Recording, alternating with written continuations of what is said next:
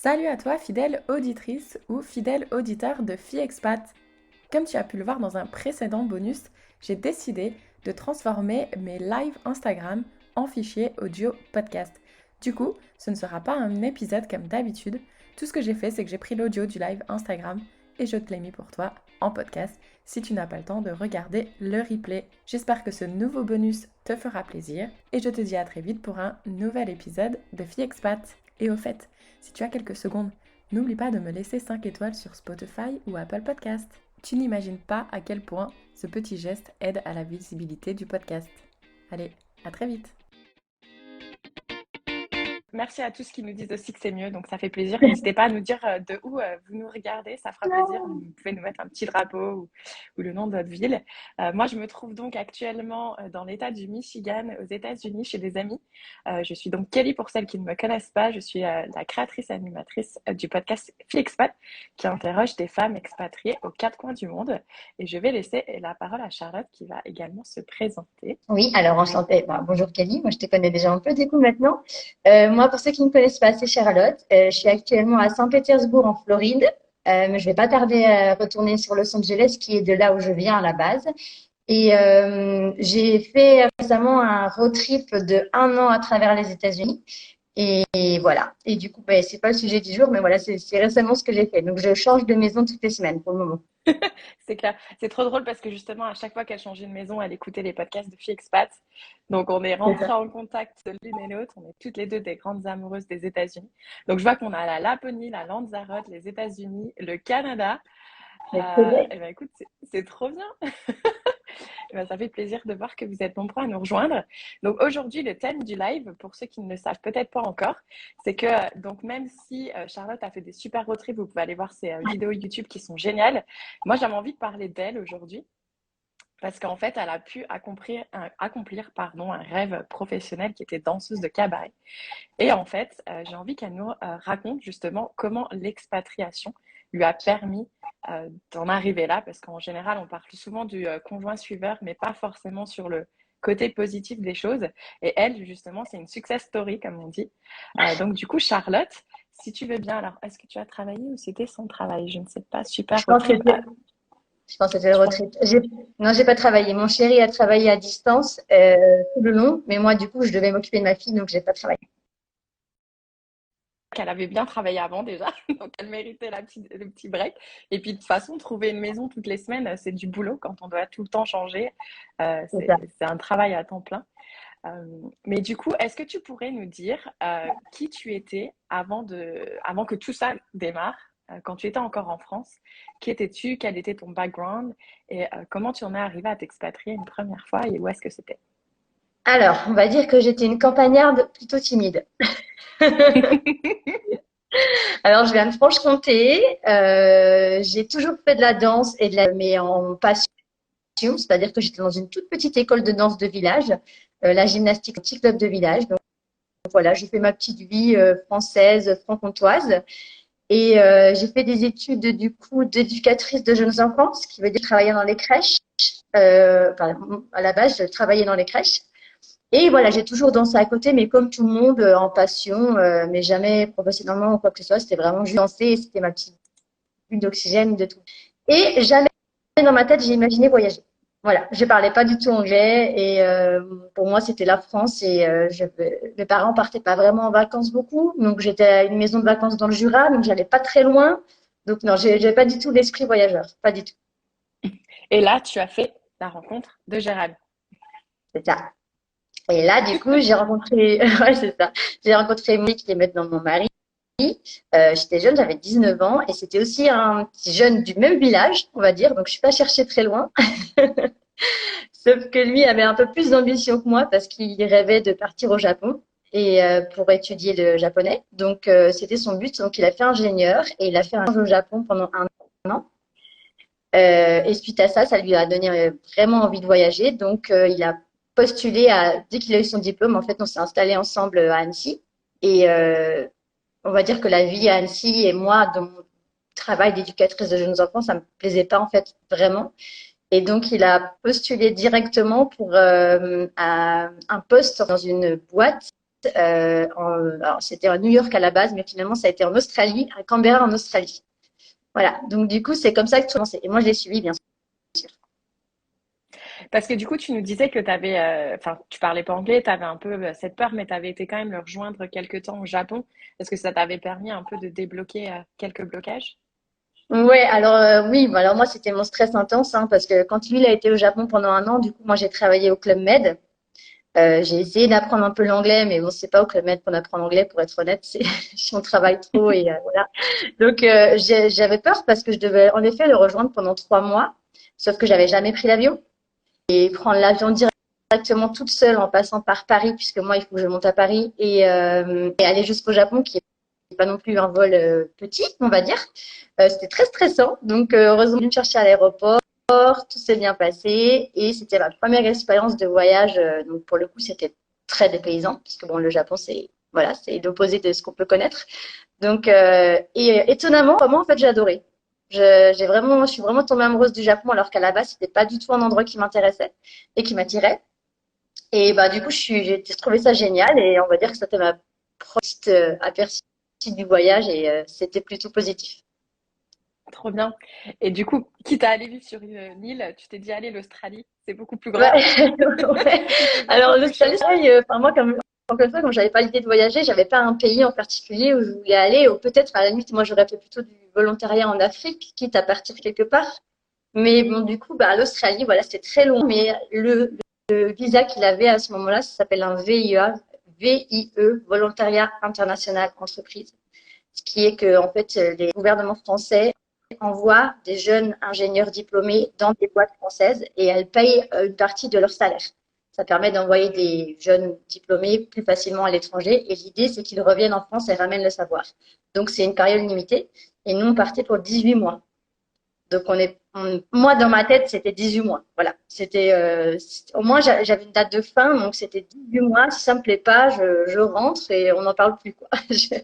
Voilà. C'est pour ça que j'ai accepté de partir. Et du coup, parce que tu disais que tu n'étais plus très épanouie dans ton travail en France, mais du coup, là, tu allais partir, mais est-ce que tu allais avoir une idée un peu de ce que tu allais faire une fois en Australie, ou tu partais vraiment un peu, j'y vais et je verrai bien ce qui se passe? Alors, ouais, complètement. Je sais que j'avais le droit de travailler avec le visa que j'avais, mais alors honnêtement, avec le visa que j'avais, je savais que je ne pourrais pas travailler, en tout cas pas au début.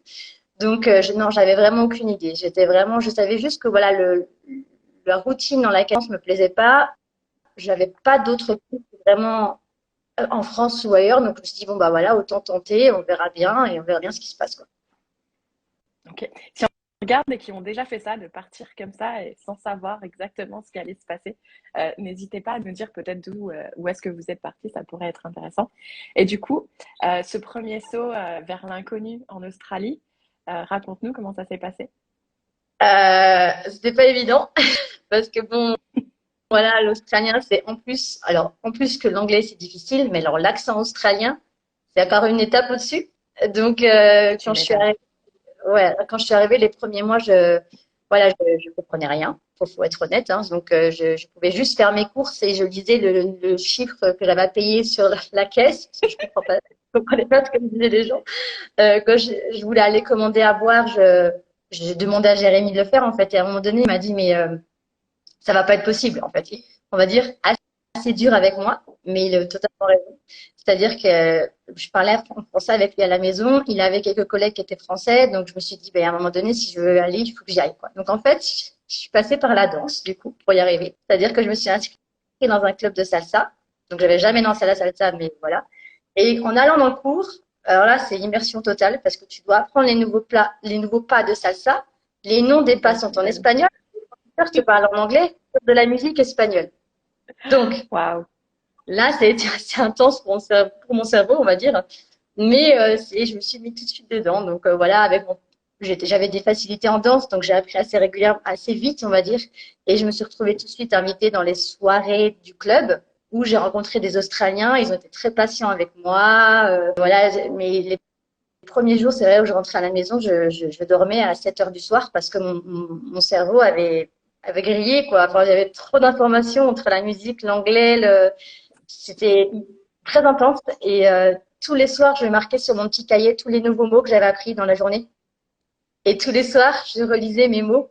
J'agrandissais la liste, en fait. Ou si un Ah, mot, je waouh. savais pas, je regardais ce que c'était en anglais et j'agrandissais le vocabulaire comme ça. Et ça a marché. Je, je trouve ça, je trouve ça super intéressant ce que tu viens de dire parce qu'en fait, tu as utilisé une activité qui te plaît, une passion, la danse, pour pouvoir justement t'aider à sortir de ta zone de confort qui était d'apprendre une nouvelle langue. Et du coup, je pense que ça, tu vois, plutôt que d'aller s'asseoir sur les bancs de l'école à aller apprendre une langue, c'est quand même moins drôle. Donc, Ouais, non, c'est sûr. je trouve Ben, ça j'ai trop appris bien. beaucoup plus vite en faisant ça, en fait. Parce que t'as pas le choix. Mhm. Moi, je suis assez sociable et je me sentais tellement frustrée de ne pas pouvoir communiquer avec les gens que j'ai vite appris, en tout cas, à comprendre plus vite qu'à parler. Mais ouais, ça a été quand même assez rapide, quoi. Super. Tu dirais que tu as mis combien de temps à peu près pour devenir à l'aise en anglais? Alors, honnêtement, je pense qu'à la fin des 18 mois, j'étais à l'aise. Donc, ça, bon, Super. enfin, non, on va dire un an. Au bout d'un, j'avance du coup dans l'histoire, mais au bout d'un an, à force d'être dans le milieu de la salsa, les danseuses, en fait, m'ont dit, ah, mais t'es française, tu dois faire du cabaret. La France, c'est le Moulin Rouge, c'est le cabaret, etc. Du coup, ils m'ont dit, tu peux nous donner des cours de cabaret. J'ai essayé d'expliquer que je n'avais jamais fait de cabaret de ma vie, que je ne savais pas faire ça, même si j'étais française, et que mon anglais n'étant pas parfait, elles auraient sûrement du mal à comprendre ce que je disais. Mais en fait, c'est ce qui leur a plu, c'est le côté français, authentique. Bon, quand on donne des cours, on montre les mouvements et les filles suivent. Donc, je me suis retrouvée à donner des cours. Ça, je pense que c'était au bout de. Je suis arrivée depuis ouais, 6 mois, même pas, ouais, 6 mois, je pense. 6 mois, je me suis retrouvée à donner des cours de cabaret à des Australiennes, à 19 Australiennes. Donc, là, Génial. j'ai dû un peu apprendre vite et pousser mon vocabulaire vite. Mais personne ne te juge, ils sont très patients. Et voilà, ils te donnent des opportunités que je t'aurais jamais eues si tu n'étais pas allé là-bas. Enfin, je pense pas que j'aurais donné des cours de danse un jour dans ma vie si j'étais pas allée en Australie, quoi.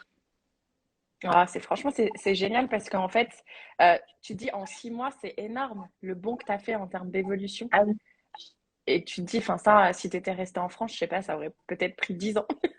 Et encore, si tu l'avais fait. C'est Donc, ça, c'est ça, c'est quand c'est même. un des choses qui reviennent beaucoup quand on entend des podcasts, en tout cas, on parle à des expats, c'est que c'est vrai que quand on part dans un autre pays, on a tellement plus d'opportunités qu'on a en France.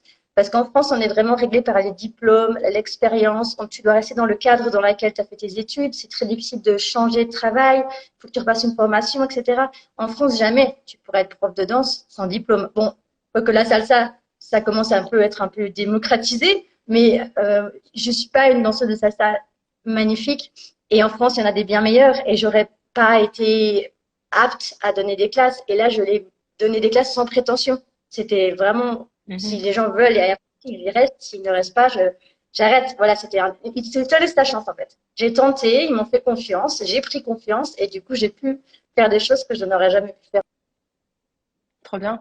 S'il y en a qui nous regardent et qui veulent nous dire qui eux, enfin, si eux, ils ont testé une activité comme ça, qu'ils auraient peut-être pas forcément tout de suite tenté en France, surtout, n'hésitez pas à nous mettre des petits commentaires, à poser des questions.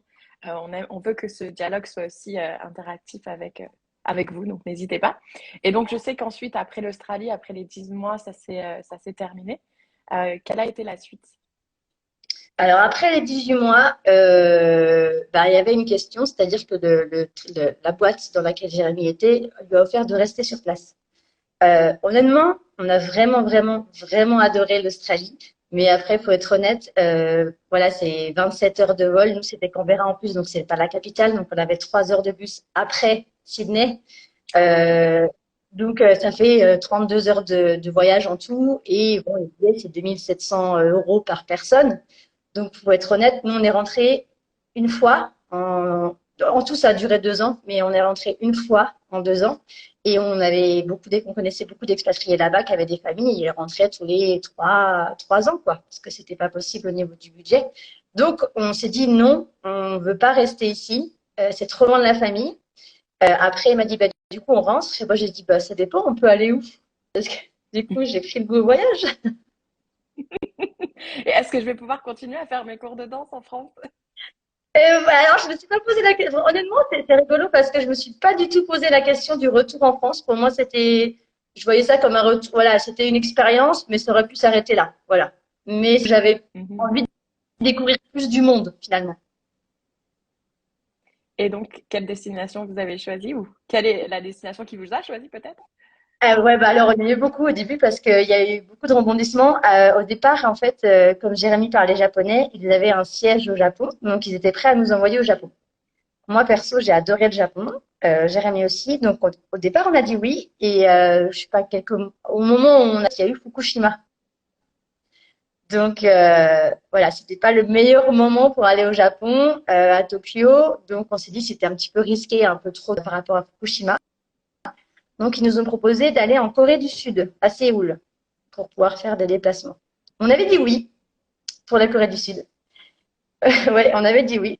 Mais le contrat n'a pas eu lieu. Donc, finalement, au dernier moment, ils nous ont dit, bon, bah, du coup, ça sera à Los Angeles. On va pas se Pas mal. plaindre. La Californie. C'est clair. C'est juste drôle parce que c'est des cultures qui sont tellement différentes entre le Japon, la Corée du Sud et les Américains. Euh, mais du C'est coup, ça. donc je rebondis, il y a eu quelques commentaires qu'effectivement, on peut, on ose beaucoup plus de choses, plus de choses quand on est à l'étranger parce que ils sont vraiment pas sur les diplômes. D'ailleurs, en général, ils s'en foutent de l'école que vous avez fait. Eux, c'est plus sur l'expérience que sur le papier. Donc ça, c'est vraiment intéressant dans les autres pays. Et donc à Los Angeles, qu'est-ce qui s'est passé? Bon, moi je sais, mais Donc, vu tu que sais, alors, alors donc on a débarqué à Los Angeles. Alors, moi, j'étais toute remontée à bloc parce que ça parlait anglais, je comprenais ce qu'on me disait. Je me suis dit, les Américains, je vais tout comprendre. Euh, je vais arriver, ça va être facile parce que ce que j'avais pas précisé aussi, c'est qu'en Australie, j'ai aussi travaillé. Du coup, je me suis mis à travailler dans une école française. Donc, j'étais assistante dans une école française, de par mon expérience avec les enfants. Et je me suis dit, bah, c'est bien, comme ça me fait une ouverture, c'est un boulot dans le métier, mon métier d'origine, quoi. Là. Donc, j'étais contente de pouvoir travailler. À Los Angeles, j'avais la chance d'avoir aussi un visa de travail. Donc, du coup, je pouvais travailler. Et assez rapidement, j'ai retrouvé un travail dans une école française, pareil, en tant qu'institutrice en maternelle. Donc, ça m'a permis de pouvoir me stabiliser et d'avoir un salaire tous les mois, on va dire. Mais à côté, vu que j'avais pris goût à la danse, je me suis dit, bon, après tout, Los Angeles, c'est quand même, il y a tous les acteurs, tous les danseurs. Si quelqu'un veut faire une carrière quelque part, autant se lancer à Los Angeles, quoi. Donc, je me suis lancée. Faut dire qu'au début, je me suis, si je puis me permettre, parce que bon. ah, dans quel sens? Alors, bah, il faut savoir qu'à Los Angeles, tu veux faire carrière, mais c'est aussi du coup tout le monde. C'est-à-dire que tout le monde vient de tous les États-Unis, de tout le monde entier viennent à Los Angeles pour faire carrière dans la danse. Donc, Ah oui. voilà, donc il y a de la concurrence énorme et la culture de la danse aux États-Unis, notamment quand on est américain, par exemple, dès la naissance, dès qu'ils vont à l'école de danse, ils apprennent directement à chanter, à faire du théâtre, à faire des claquettes, à faire de la danse. C'est genre tout, quoi. Et voilà, moi, venant de mon petit club de danse de village et n'ayant pas forcément le physique pour la danse classique non plus, notamment l'ouverture de hanche, etc., j'avais pas du tout un physique de danseuse à la base. J'ai fait de la gym, donc j'avais la souplesse, mais voilà, je n'avais pas le niveau. Pour être honnête, par rapport à toutes les danseuses des États-Unis, voilà. Donc j'ai fait peut-être 2 auditions au début et j'ai dit oh là là, au secours. C'était déjà, je sais pas danser le hip-hop, donc pour danser dans les clips, c'était pas possible. Donc au début, je suis un peu redescendue, on va dire. J'ai fait ouh, bah, je vais retourner à ma place, hein, je vais retourner à l'école. Ouais, on a des commentaires qui nous disent en gros, c'est comme si tu devais faire une comédie musicale, quoi. Une quoi? Pardon, je t'ai coupé. Une comédie musicale. Ah, c'est ça. Bah oui, c'est ça, c'est la culture de la comédie musicale. Et c'est vrai que et en fait, ils sont talentueux dans tous les domaines. C'est juste impressionnant. On les appelle les triple threat. Ça veut dire ils sont bons dans trois domaines. Trois domaines, la chanson, le théâtre et la danse. Et ben, du coup, on peut les mettre n'importe où, quoi. Et puis, pas que dans la danse classique. Ça va être classique, hip-hop. Enfin, ils font tous les styles. Mhm. Alors, moi, j'ai pris un cours de danse là-bas. Parce que là où je me suis installée, il y avait une des meilleures écoles de danse Millennium pour les danseuses qui connaissent peut-être à côté de chez moi. Je me suis dit, génial. J'ai fait une classe et j'y suis jamais retournée. Et C'était les horrible. cours de danse comme les cours de danse comme ça, c'est pas trop cher aux États-Unis du coup? Pardon, c'est pas trop. Cher? Moi, ça a cher coupé, de je t'ai prendre pas des entendu. cours? C'est pas trop cher? Non, non, c'est pas, enfin, c'est plus cher qu'en France parce que surtout qu'en plus là-bas, tu payes pas au mois, tu payes à la classe parce que du coup, les gens, en fait, viennent faire une classe juste parce qu'il y a un professeur qu'ils apprécient. Donc, en fait, j'ai envie de dire qu'un millénium, en tout cas, quand une personne vient faire une classe, elle fait une audition. C'est-à-dire que même quand tu prends la classe débutant hip-hop, enfin, c'est déjà avancé en France, quoi. C'est pas du tout le même. En tout cas, dans ce genre d'école. Donc, je l'ai vite compris. Parce que moi, je venais en classe débutant hip-hop. Je savais pas qu'il fallait savoir danser le hip-hop, déjà. Et voilà. Et quand tu arrives, personne se parle. Ils se battent au premier rang derrière le professeur pour se faire remarquer, pour si jamais un jour il a besoin d'une danseuse pour quelque chose. Et voilà, je comprends, hein, c'est tout dans la carrière. Enfin, aux États-Unis, ils n'ont pas d'intermittence. Ils travaillent pas, ils travaillent pas. Alors, la plupart sont serveurs à côté. Nous, en France, on a l'intermittence, on a la sécurité. C'est la bagarre. Donc, c'est chacun pour soi, en fait, quelque part, pour sa carrière. Et moi, c'est un milieu que je connaissais pas du tout, quoi. Enfin, De toute façon, c'est en testant qu'on apprend, hein, j'ai envie de dire qu'on apprend le mieux. Et ça, est-ce que tu dirais que ça t'a plutôt démoralisé ou au contraire, ça t'a encouragé à, enfin, à continuer à percer dans la danse? alors, moi, je suis pas du tout une battante, faut être honnête. Alors, j'ai bien ma petite zone de confort. Donc, je suis pas prête. Je suis pas prête à me mettre devant et à écraser tout le monde pour être meilleure. C'est pas du tout mon intérêt. Moi, la danse, ça a toujours été une passion et je le faisais pour le plaisir de la danse. Donc, si ça devenait une contrainte et une bataille de tous les jours, ça m'intéressait pas, vraiment. Donc, du coup, j'ai failli me dire, bon, bah, je laisse tomber. Et peu de temps après, j'ai vu une annonce, que je continue à regarder les annonces, alors, je ne savais pas si elle était française, mais en tout cas quelqu'un qui voulait monter une troupe de cabaret français et une danseuse, de préférence européenne. Je me suis dit, peut-être que si je joue sur le côté français, ça peut peut-être un peu mieux. Donc, j'allais faire l'audition. Alors, c'est un style de danse que les Américains connaissent pas. Donc, en fait, il n'y avait pas beaucoup de monde à l'audition. Parce que Parfait. bon, voilà, ils savent pas vraiment, c'est pas dans leur zone de confort à eux et ils savaient peut-être pas ce que ça voulait dire. Donc du coup, il n'y avait pas beaucoup de monde à l'audition et ben directement, la personne en charge était française, son assistante aussi. Donc bah ça permet de discuter plus facilement, on se sent plus à l'aise, on prend confiance. Je veux pas dire que j'étais une mauvaise danseuse, c'est pas le cas, je savais danser. Donc il n'y avait pas de souci là-dessus, j'avais le niveau, je pouvais faire les acrobaties parce qu'il y a du French cancan dans le cabaret. Donc je pouvais faire des acrobaties dans le French cancan parce que j'ai fait de la gym, marcher sur les mains, des souplesses arrière, enfin des trucs voilà très typiques du French cancan que du coup j'ai mis en avant. Et surtout, elle cherchait une Française pour pouvoir faire une chanson parce que son cabaret c'était très orienté aussi théâtre parce qu'elle a fait du théâtre. Donc chaque personnage du cabaret avait une personnalité. Donc on avait tout un nom de scène, on avait toute une personnalité et du coup j'étais censée être la mangeuse d'hommes. Donc donc la personne très très très sexy. Il y avait une scène qu'on devait faire et c'était la chanson sur laquelle elle m'avait engagée puisqu'elle voulait que je fasse du lip sync, du playback en anglais, en français sur une chanson. Et c'est la chanson de Juliette Gréco, Déshabillez-moi. Et en entrant sur scène, j'avais quand même le masque d'Hannibal Lecter. Et j'étais censée enlever mes gants et enlever ma jupe. Donc ça reste funny, c'est-à-dire que le plus déshabillé qu'on avait, c'était pour les plumes du Moulin Rouge avec le soutien-gorge et le string. Mais Mhm. c'est pas du burlesque. Mais il y avait ce côté un peu déshabillez-moi, je vais vous manger, etc. Et il y avait une personne que je devais inviter sur une chaise et je devais lui tourner autour. Oh, mais pas du tout ma zone de confort. Tu sais quoi, Charlotte, moi ça me fait rigoler parce qu'on a commencé ce live. Tu nous parles que tu es d'un petit village de la France, tu es C'est éducatrice ça, d'enfants.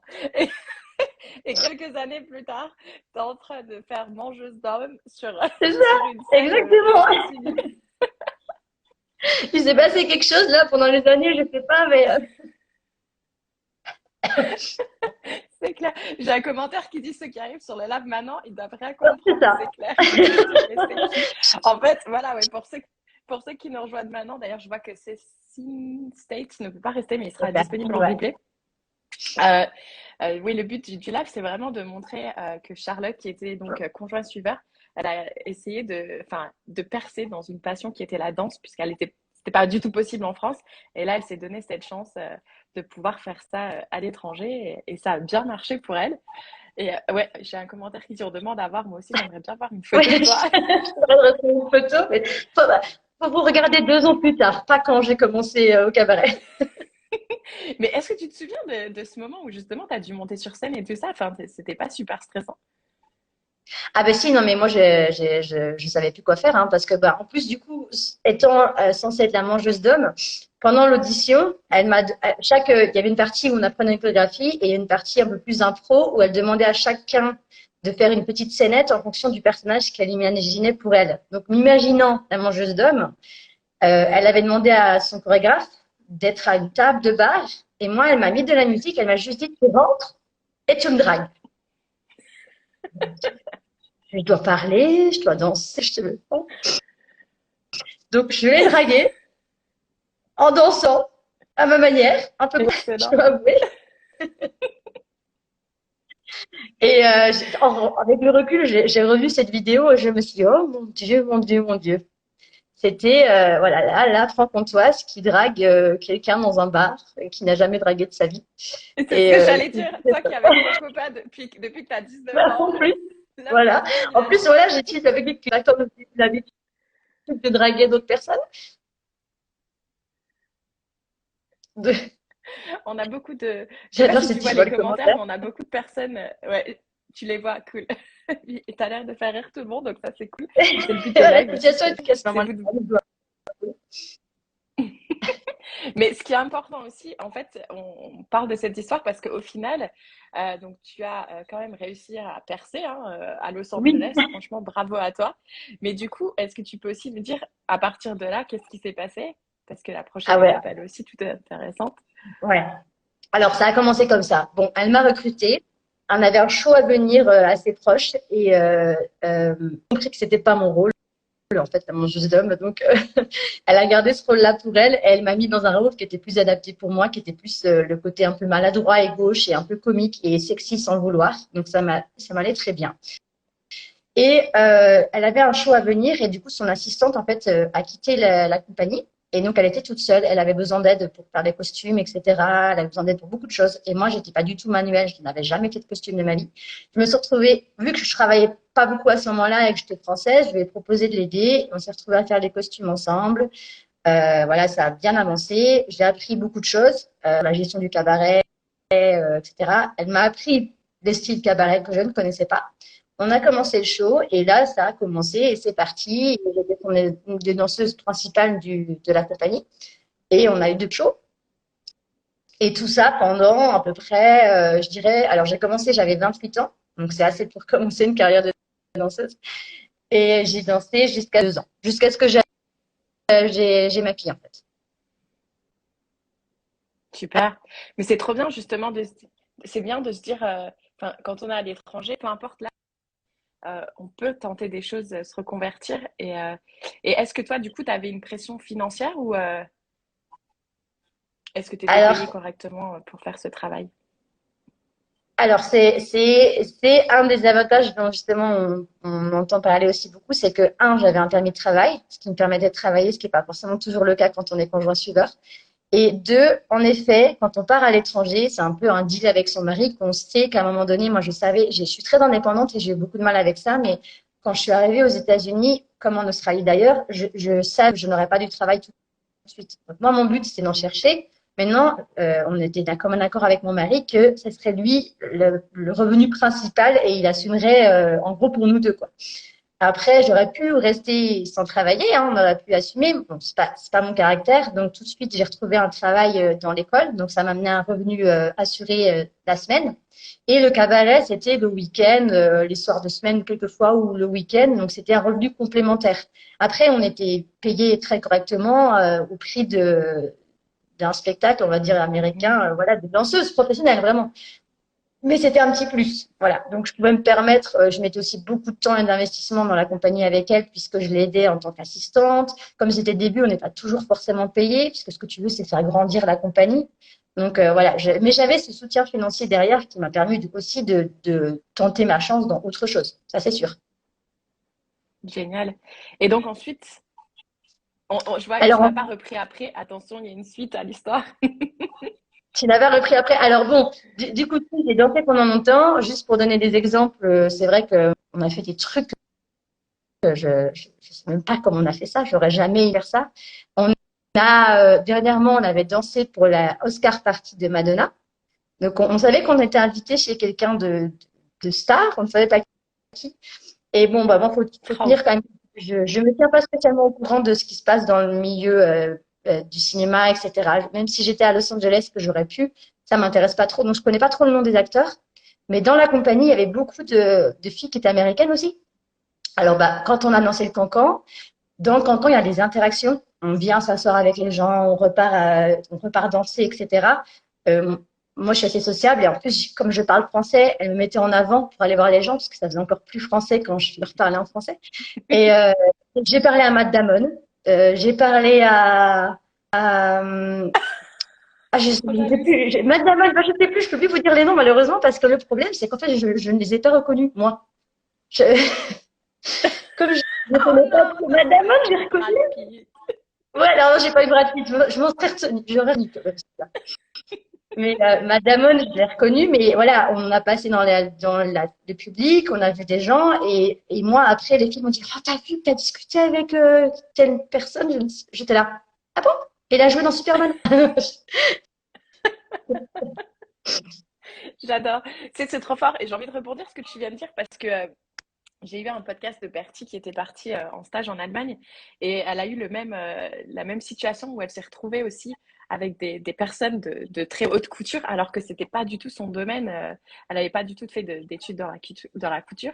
Et justement, je trouve que c'est ça qui est génial quand on sort parce que Ouais. nous, à l'étranger, les Français, on est bien vus du coup, on a des choses qui les intéressent et comme tu l'as dit, toi, on te mettait en avant parce que tu parlais français, pas forcément parce que tu étais la meilleure danseuse du groupe. Non, Mais du coup, exactement, ouais. d'être des petites Frenchies, ça nous permet d'avoir un gros point, un gros avantage par rapport à d'autres.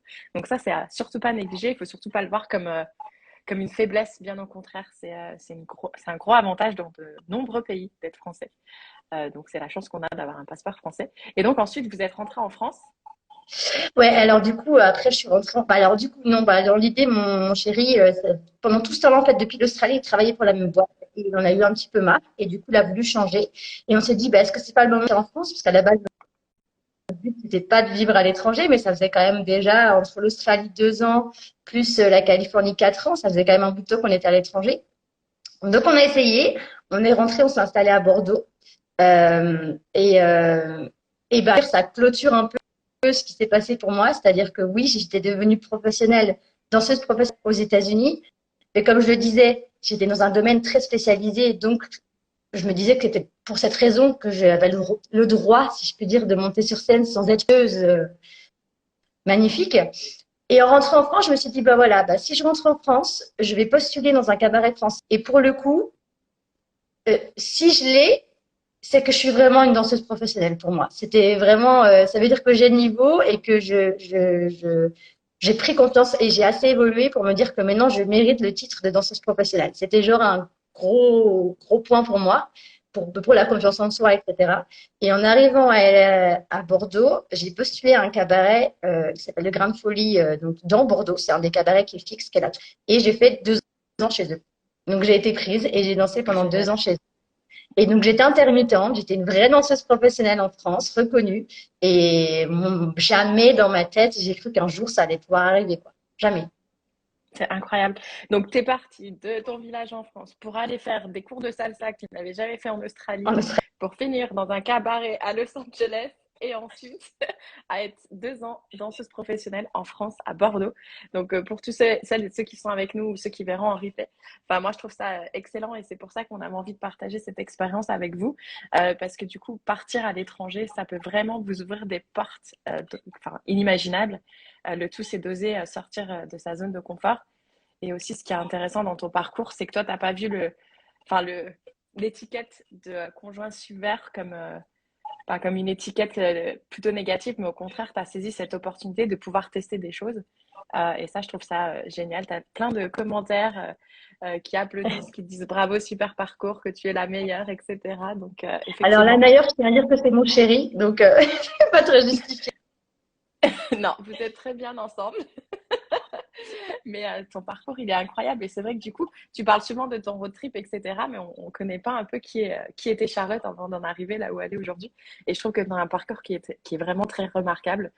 Donc, je suis vraiment ravie que tu partages avec nous cette expérience. Donc, je ne sais pas si on a des questions, s'il y a quelque chose que tu voudrais ajouter. Ça fait déjà 40 minutes qu'on est en live. Donc, je pense qu'il y en a peut-être qui veulent faire... Ça passe vite, hein, les lives. Donc, C'est clair. est-ce que tu aurais quelque chose que tu aimerais ajouter, peut-être un petit message à celles qui nous écoutent, qui rêvent de s'expatrier ou peut-être qui vont être conjoints suiveurs? Est-ce que tu aurais un conseil à donner? Ben, pas vraiment, parce que moi, honnêtement, je pense que j'ai eu beaucoup de chance dans mon parcours. Après, j'ai envie de dire, en fait, ça dépend. Quand on arrive dans un nouveau pays, pour moi, je pense à ça, je pense qu'il n'y a pas de destin tracé, mais c'est-à-dire qu'à un moment donné, quand on arrive dans notre vie, on a des portes qui s'ouvrent. Et il y a des portes qui font plus peur que d'autres. Et des portes, on n'a pas trop envie de pousser parce qu'on ne sait pas ce qu'il va y avoir derrière. Et il y a la porte où on sait ce qu'il va y avoir. Ben, faut pas hésiter à pousser des portes où on ne sait pas. Parce que, en général, ça amène du bien, quoi. Et moi, j'aurais jamais fait tout ça si je m'étais pas poussée un peu et si j'avais pas dit, allez, j'y vais, même si je sais pas trop ce qui m'attend. C'est guidé par le, on va dire. Et en général, Ouais, ça nous emmène à un bon endroit. c'est trop bien. Je suis trop d'accord avec cette philosophie. D'ailleurs, en ce moment, c'est ce que je m'amuse à faire, à pousser des portes. Et oui, même si des fois elles sont lourdes, mais la surprise, elle est souvent au tournant et c'est trop bien. Bah écoute, Charlotte, merci beaucoup. J'ai mon papa qui dit un grand bravo pour ton parcours et félicitations pour le podcast. Merci, papa. Voilà. Donc, franchement, j'ai adoré échanger avec toi.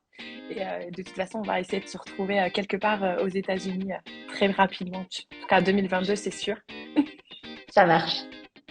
On Et fait puis, ça. Eh ben, je te souhaite bonne soirée à tous et puis bonne fin de journée à toi.